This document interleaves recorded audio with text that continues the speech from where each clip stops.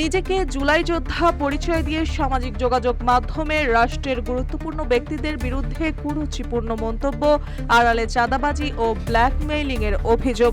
গাজীপুরে যৌথ বাহিনীর অভিযানে গ্রেফতার হয়েছেন তাহরিমা জান্নাত সুরভি।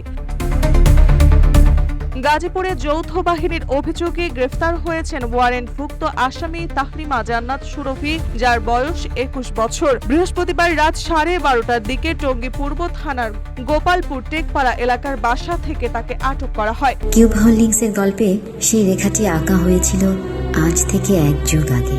নকশাই আমাদের ভাষা। Cube holdings limited. পুলিশ জানায়, দায়ের করা একটি মামলায় সুরভির বিরুদ্ধে গ্রেফতারি পরোয়ানা ছিল। মামলায় চাঁদাবাজি, অপহরণ করে অর্থ আদায় এবং ব্ল্যাকমেইলিং এর মতো গুরুতর অভিযোগ আনা হয়েছে।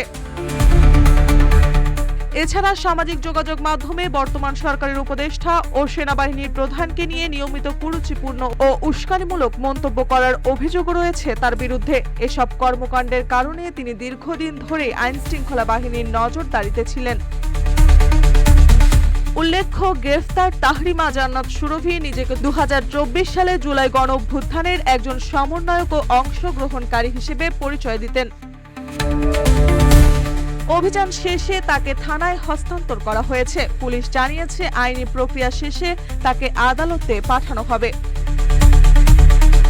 ভুয়া পরিচয়ের আড়ালে অপরাধ, এই ঘটনায় সামাজিক মাধ্যমে দায়িত্বহীন আচরণ ও আইনের অপব্যবহার নিয়ে নতুন করে প্রশ্ন উঠছে।